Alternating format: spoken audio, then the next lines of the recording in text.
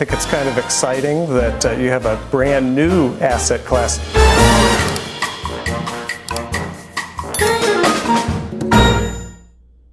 Welcome back. Good Tuesday morning, everybody. Thanks so much for joining us this morning. I'm Maria Bartiromo, and it is Tuesday, March 31st. It is 7 a.m. on the button on the East Coast. The Department of Labor announcing a new proposed regulation for 401k plans to increase potential retirement investment options for Americans. The deal following an executive order that President Trump signed back in August, which directed regulators to expand access to 401ks, allowing retirement plans to include alternatives such as crypto and real estate investments. The regulation expected to impact more than 90 million Americans. Joining me now is the Labor Secretary herself, Lori Chavez de Rima. Secretary, great to see you. Thank you so much for being here this morning. Tell us about this big announcement.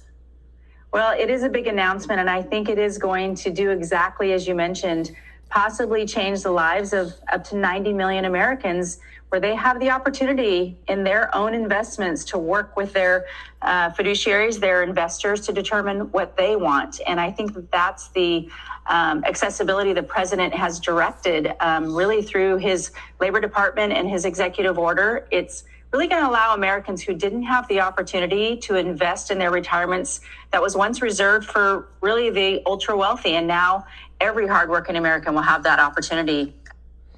That is the truth. This is the Digital Asset Guy, your host. Thank you for tuning in. This is the absolute truth. You know, I heard someone else talking about this on the news today, and they said people do not know enough about crypto to put it in their 401ks. Someone I heard on the news today, and I said, well, guess what? It's time to learn. The Digital Asset Guy.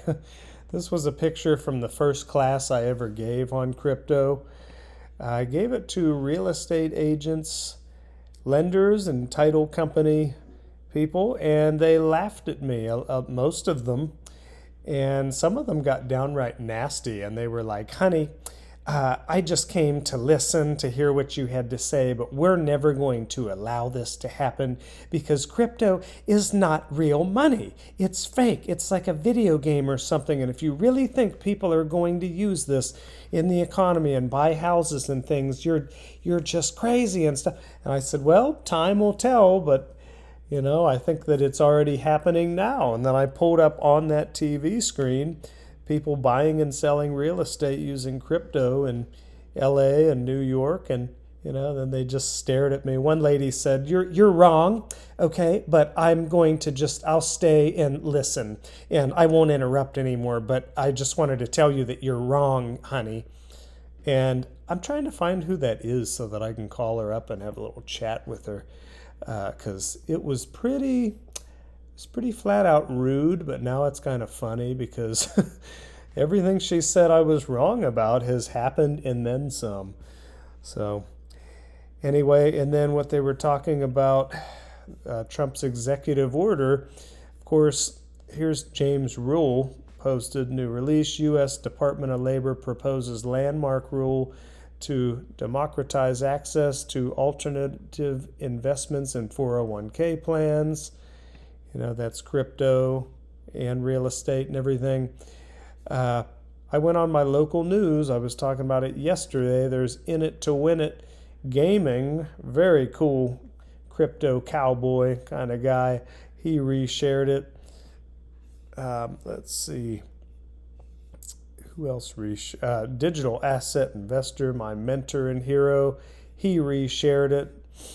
Also, Digital Perspectives, Brad Kimes, the founder of XRP Las Vegas, he reshared it as well. It's very cool to have my heroes and my friends all resharing this, but this is when I was asked to go on my local news to talk about crypto being in 401ks. Here's a little snippet just in case you weren't here yesterday. More mainstream, and do you think people will want to take part in this? Absolutely. I mean, we basically watched crypto go from $0 to $4 trillion within 15 years. There hasn't been an asset class in any of our lifetimes that have come out and done that. So I think when you kind of combine a brand new, disruptive, exciting asset class with kind of a more traditional investment vehicle like a 401k, I think it's something people are going to be excited and interested in. Yes, crypto's volatile. blah, blah, blah. So you can watch the full interview here. But it was, really neat. What I should have said in that, I kind of misspoke. I said there hasn't been an asset class to come out in any of our lifetimes to come out and do that. I should have said there hasn't been another asset class in any of our lifetimes to come out and go from 0 to 4 trillion. But it was a lot of fun. And speaking of how to handle this asset class coming out of nowhere and doing what it's doing, if you look at the big picture, this is ITRUSTCAPITAL, the digital asset guy's favorite place to buy, sell, and yes, hold gold, silver, and cryptocurrencies inside of an IRA or in a premium custody account. And now they have an all-new premium custody treasury account. If you have a business entity, institution, or LLC, anything like that, you can hold it inside of there. 1% trading fees for institutional grade custody and security. You can call them on the phone, and they're very responsive, and they've just got everything under control. They're absolutely wonderful. iTrust changed my life. You can watch my YouTube video about my career change disaster. Got all of my retirement into Roth and a traditional at ITRUSTCAPITAL. Changed my life. So the market's kind of the same. Looks a little red here, but we've actually went up a little bit. I think we're down around 67,000 this morning. ETH around 2,100. XRP at $1.33. Was $1.32 when the digital asset guy scooped up some more. Day before yesterday. I love seeing this Cardano down here at 23 cents. That's less than 4 for $1. I really like it. The digital asset guy is probably going to be going in and making his last purchases, and in the words of digital asset investor, backing up the truck a couple more times. I've still got some dry powder. 16 cents, that's good price for stellar lumens. It's been up near $1. I believe it'll get up there again. I like H-bar at 8 cents. It's been up to 60 cents. Wouldn't surprise me to see it get to 80 cents in the next bull run. That'd be about a 10x. Nothing that I say in these videos is financial or investment advice, just my own personal thoughts, opinions, philosophies, feelings, things like that, just for entertainment purposes, just for internet purposes, just for entertainment and educational purposes. So please do not buy or sell anything and then try to pin it on me, because that is your business. I like to explain in my in-person classes. These classes, when I teach them, you can think of it as someone giving a class on social media and how it's going to be used and who will be using it, why they're going to be using social media, why every business will have a business Facebook page, and then if you want to go buy stock in Facebook or Instagram or Twitter or whatever, that's your business, but I'm just teaching about it and why I think what I think. VeChain down at 0.6 of a penny. Very, very attractive. I'm always talking about this, but VeChain, if you zoom out here, I was in VeChain way back here, probably in this dip right here. Before we had it go off and it was around a penny. Here it was under a penny, rips up to 30 cents. And then in this bear market, we were down around 3 cents, came back up to like 6 cents. So even from where we're at now at 0.6 of a penny to 6 cents, that's probably, that's over a 10x or a 10x, give or take. So very exciting times. Really, it's the total market cap that you really want to be mindful of. So here is the Clarity Act. I busted out laughing earlier when I listened to this clip, not laughing at Senator Loomis. She's been pouring her heart and soul into this. If you watch her interview with Eleanor Terrett on Crypto in America, when she tells her story of how she got into crypto, I just absolutely admire and adore this woman. I think she needs to do a little research on XRP, though. I don't know if she's quite studied up on XRP, but crypto and Bitcoin in general, she is. But it's just kind of funny how she keeps coming on these interviews saying the same thing. They keep pushing it back and back and back. Who told you in October when it got canceled, look for it to drop, the news to drop that this is passed in the next bull run? And I even said probably summer of 2026, which is when we'd probably be coming out of this bear market. When would you expect a markup of the Clarity Bill? Well, now that we might have to consider war funding. We are embroiled in how to deal with the SAVE Act. I'm hoping we'll get to mark up either right before the Easter break or right after, and hopefully have a product out of the Senate Banking Committee before the end of April. But the deeper it gets into the year, Maria, the more challenging it's going to be for us to get this across the finish line, which is why I'm encouraging my Democrat colleagues to get us their final products. And I've said it a million times, but XRP does not need the Clarity Act. Brad Garlinghouse, CEO of Ripple, has said it himself. We got clarity in the SEC versus Ripple lawsuit. So it also wouldn't surprise me to see this thing not be passed and it just kind of shrivel up. And really, if we didn't pass it, not much would change with crypto. It's just the banks would have to deal with the yield on stable coins that's already going on. So I'm starting to wonder if this thing is even worth it.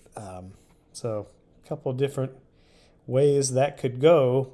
I think it'll either just pass and people will buy the rumor, sell the news, or I think it won't pass and it may be that final nail in the coffin of this bear market. And maybe they get another bill later in the bull run. So here's crypto in America. It's 80% of crypto advocates that have expressed in the polling that they are enthusiastic about a midterm election. I don't know all the ins and outs of this, but everybody's always enthusiastic about the next election. They're not ever going to come out and say, oh, we don't think it's going to win. We're going to get totally owned in the next midterm election. But here's what they have to say. Here's Eleanor Terrett, the lady of crypto, and the executive director of Stand With Crypto, who I support. Mason Lene, I think is how you say it, highlights the unprecedented political engagement within the crypto industry. Really indicate that this is a swing voting bloc that is very much something people should pay attention to. I think we are making that case broadly in 2024, like the crypto vote is real, pay attention to us. But this year is very much like, are you going to win our votes? Because we're here and we are going to vote. And it's 80% of Stand For Crypto advocates that have expressed in the polling that they are enthusiastic about a midterm election, which is quite remarkable when you think about the drop off between a presidential and a midterm year. The voting. I don't know. We'll have to see. It's kind of, this whole thing with Iran and everything Trump's doing. I don't pretend to know anything about the politics involved. I don't know anything about war tactics, any of that. But I do know that if Trump wants to get reelected or wants the midterms to go well for Republicans and he wants his legacy to be remembered positively, which I think is really important to him, he better have some plan with this Iran thing. There better be a ceasefire, or we basically have to win, or otherwise, I just can't imagine him going into that if he didn't have a solid plan with midterms right around the corner. So, and then just one thing I wanted to leave you with. This is something I looked up about the Super PAC Fair Shake, a major well-funded political action committee that raised over $190 million in early 2026 to influence U.S. federal elections.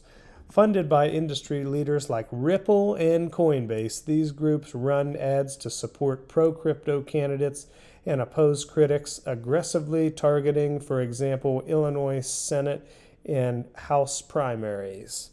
So key aspects, massive funding, key targets. You can go and read all of this, but Super PAC, fair shake, it's definitely going to play a large role. I mean, even Trump getting a lot of getting all of the crypto vote in this last election, I think it might have influenced things more than people think, because crypto, to be honest, in this economy, and not just this current economy, but the way things have played out with the generations, my generation, millennials, Gen Z, I don't really know what else we have to hope for to build wealth with, because real estate, I don't think that's it. I mean, I've went on rants before about how it doesn't really make sense for millennials to even own a home, in terms of an investment, because it's just not going to be a great investment probably.